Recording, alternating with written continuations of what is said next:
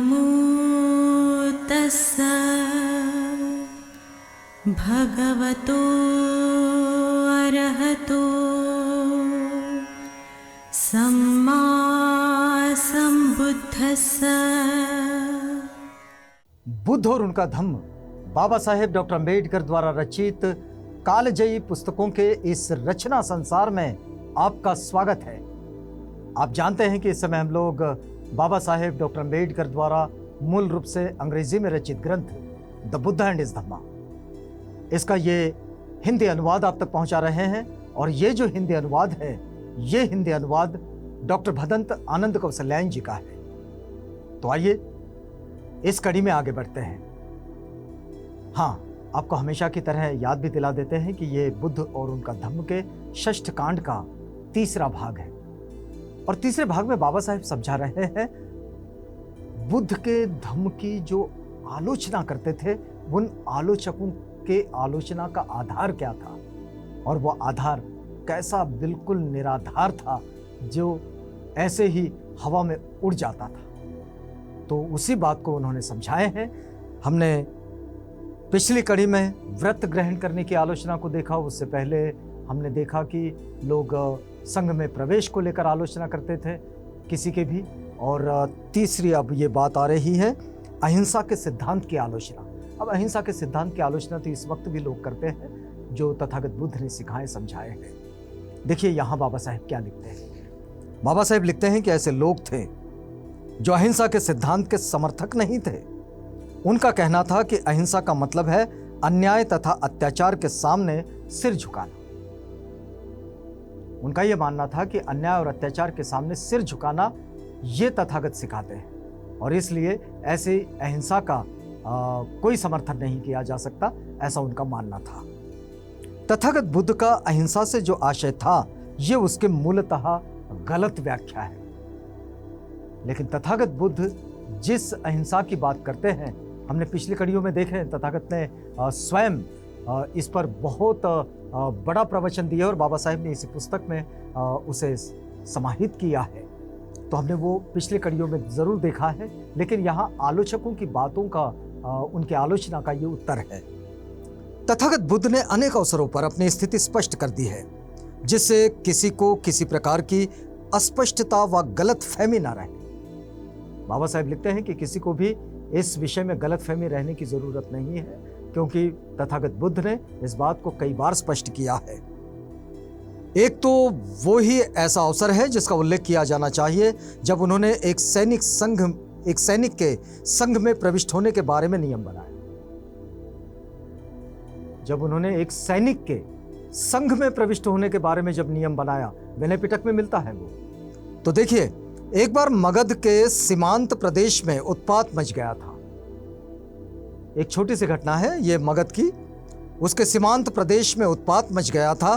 तब मगध नरेश सेनी बिंबिसार ने अपने सेनापति को आज्ञा दी, अब जाओ और अपने सेना नायकों को कहो कि वे सीमा प्रांत में ढूंढ ढूंढ कर अपराधियों का पता लगाए, उन्हें दंड दे और शांति स्थापित करें। सेनापति ने आज्ञा का पालन किया। सेनापति गया, भाई बिंबिसार की राजा की आज्ञा है, तो सेनापति गया और उसने ढूंढ ढूंढ कर अपराधियों का पता लगाया और उन्हें दंड दिया। सेनापति ने आज्ञा पाकर सेना नायक की बड़ी दुविधा हो गई। अब इस काम को जब वो करने लगा तो उसकी बड़ी दुविधा हो गई। दुविधा क्या थी? देखिए कहानी, ये इसको बड़े ठीक तरीके से समझना चाहिए। उसने राजा का आदेश तो पा लिया, वो गया, उन्होंने ढूंढा उनको अपराधियों को, वो दंड देने की स्थिति में आ गया। लेकिन सेनापति की आज्ञा पाकर सेना नायक बड़ी दुविधा में पड़ गए क्योंकि सेना नायकों को यह काम करना था। तो सेना नायक बड़ी दुविधा में पड़ गए। वे जानते थे कि तथागत की शिक्षा है कि जो युद्ध में लड़ने जाते हैं और जिन्हें युद्ध करने में आनंद आता है वे पाप करते हैं। तथागत कहते हैं कि जो युद्ध में लड़ने जाते हैं और जो युद्ध करते हैं, जिनको युद्ध करने में आनंद आता है, वे पाप करते हैं और बहुत अपुण्य लाभ करते हैं। दूसरी ओर राजा की आज्ञा यह थी कि अपराधियों का पता लगाकर उन्हें मार डाला जाए और सेना नायक अपने से पूछने लगे हम क्या करें। अब सेनापति का आदेश है, राजा का आदेश सेनापति को, सेनापति का आदेश सेना नायक को, और सेना नायक इस बात पर सोच रहे हैं कि अब क्या किया जाए। तथागत की शिक्षा तो यह है। तब इन सेना नायकों ने सोचा यदि हम तथागत के भिक्षु संघ में प्रविष्ट हो जाएं तो हम इस दुविधा से बच जाएंगे। सेना नायकों ने सोचा कि हम भिक्षु संघ में प्रवेश कर लेते हैं तो फिर इस दुविधा से बच जाएंगे। तब ये सेना नायक भिक्षुओं के पास गए और उनसे प्रव्रज्या की याचना की। भिक्षुओं ने उन्हें प्रव्रजित तथा उपसंपन्न कर दिया।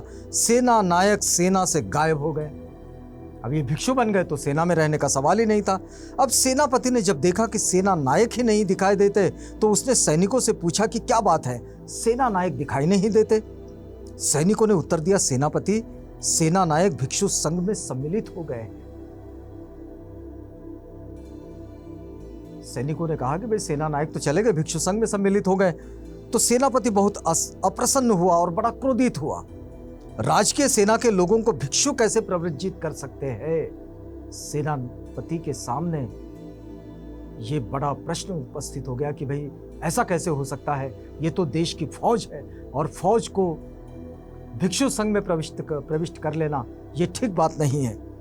सेनापति ने इस बात की सूचना राजा को दी। राजा ने न्यायाधीशों से प्रश्न किया, कृपया बताएं कि जो राजकीय सेना के आदमियों को प्रव्रजित करें उसे क्या दंड मिलना चाहिए। वो जज से मिला राजा, जज से पूछा कि भाई ये भिक्षुओं ने सेना के अधिकारियों को, जो राज सेना के अधिकारी हैं, उनको प्रव्रजित कर दिया, अब इनको क्या दंड दिया जाए। तो सेनापति ने इस बात की सूचना राजा को दी। राजा ने न्यायाधीशों से प्रश्न किया कि क्या दंड मिलना चाहिए इनको। तो उन्होंने कहा, महाराज, उपाध्याय का सिर काट डालना चाहिए, कम्मा वाचा पढ़ने वालों की जबान निकाल डालनी चाहिए और संघ के उन सदस्यों की जो किसी राज के सैनिक को प्रव्रजित करें, आधी पसलियां तोड़ डालनी चाहिए। न्यायाधीशों ने बताया राजा को कि जिन उपाध्यायों ने ये जुर्म किया है कि सेना के अधिकारियों को प्रव्रजित कर दिया है, उनको दंडित किया जाए, उनका सिर कलम कर दिया जाए, सिर काट डालना चाहिए। और फिर दूसरी बात वो कहते हैं कि उनको उनकी आधी पसलियां तोड़ डालनी चाहिए, उनके जुबान निकाल डालनी चाहिए। तब राजा वहां पहुंचा जहां तथागत विराजमान थे और अभिवादन कर चुकने के बाद तथागत बुद्ध को सारी बात बताई। अब राजा के पास में तो एक ही उपचार था कि तथागत से जाकर मिले, क्योंकि भिक्षु संघ के शास्त्रा तो वही है। राजा ने कहा कि भगवान, आप जानते हैं कि कई राजा धर्म के विरुद्ध हैं। ये विरोधी राजा बहुत मामूली बातों के लिए भिक्षुओं को कष्ट देने के लिए तैयार रहते हैं।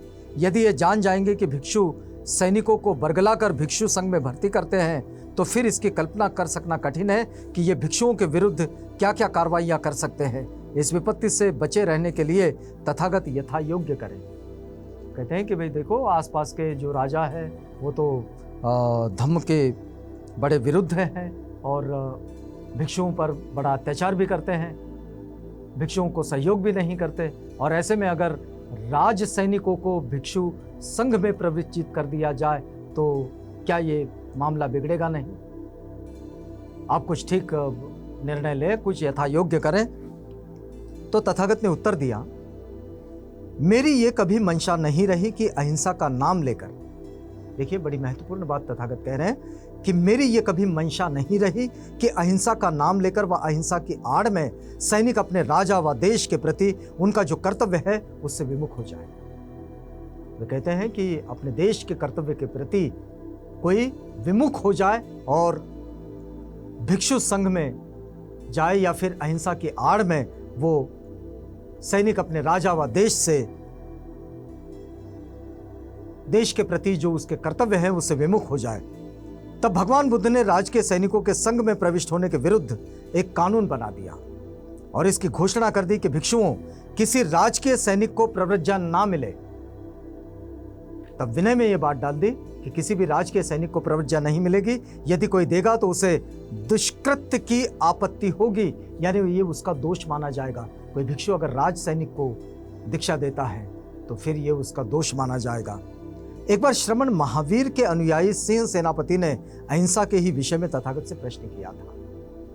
ये तो हो गई अहिंसा के संबंध में एक बात जो उन्होंने सैनिकों के संबंध में कही। अभी ये दूसरी बात, एक बार श्रमण महावीर के अनुयायी सिंह सेनापति ने अहिंसा के ही विषय में तथागत से प्रश्न किया था और इस प्रश्न को उसने तथागत से पूछा। सिंह ने पूछा कि अभी भी एक संदेह मेरे मन में शेष है। सिंह सेनापति पूछता है कि अभी भी एक संदेह मेरे मन में शेष है, क्या आप कृपया मेरे मन के अंधकार को दूर कर देंगे? तथागत से पूछ रहा है श्रमण महावीर का अनुयायी है सिंह सेनापति। पूछता है कि क्या आप कृपया मेरे मन के अंधकार को दूर कर देंगे ताकि मैं धम्म के उसी रूप में उसको समझ सकूं जिस रूप में आपने उसका प्रतिपादन किया है। जिस रूप में आप धम्म को समझाते हैं उसी रूप में मैं क्या धम्म को समझ सकूंगा? क्या ऐसा कुछ आप ये व्यवस्था बना सकते हैं? तो तथागत ने सिंह सेनापति की ये जो जिज्ञासा थी, इस जिज्ञासा को स्वीकार किया और जिज्ञासा स्वीकार करने के बाद उनसे कहा कि भाई पूछो, तुम्हारा क्या सवाल है, क्या पूछना चाहते हैं? तो सिंह सेनापति ने पूछा, भगवान मैं सेनापति हूं, मुझे राजा ने युद्ध लड़ने के लिए और अपने कानूनों का जनता द्वारा पालन करवाने के लिए ही नियुक्त किया है। मुझे जो राजा ने नियुक्ति दी है वो मेरी नियुक्ति इसी कार्य के लिए है कि मैं राजा द्वारा जो नियम बनाए गए हैं उन नियमों का, उन कानूनों का जनता के द्वारा पालन करवाऊं और इसी के लिए मेरी नियुक्ति की है। अब वो अपना प्रश्न पूछता है, तो क्या तथागत जो दुखियों के प्रति दया और असीम करुणा की शिक्षा देते हैं, अपराधियों को दंड देने की अनुमति देते हैं? सिंह सेनापति का प्रश्न बड़ा मजबूत है। तथागत के सामने ये दुविधा सिंह सेनापति ने रखी कि क्या ऐसा भी करना चाहिए कि उन कानूनों का पालन करवाते हुए जो कमजोर लोग हैं उनको, दुखियों के प्रति आप तो दया की और करुणा की शिक्षा देते हैं, क्या उनको दंड भी देना चाहिए अगर उन्होंने अपराध किया है तो? इस प्रश्न के उत्तर से आपको जोड़ेंगे, लेकिन अगली कड़ी का आपको इंतज़ार करना होगा क्योंकि ये वक्त पूरा होता है। तो अगली कड़ी में मिलेंगे और जब मिलेंगे तो यहीं से इसी बात से आगे बढ़ेंगे। तब तक के लिए हमें इजाज़त दीजिएगा।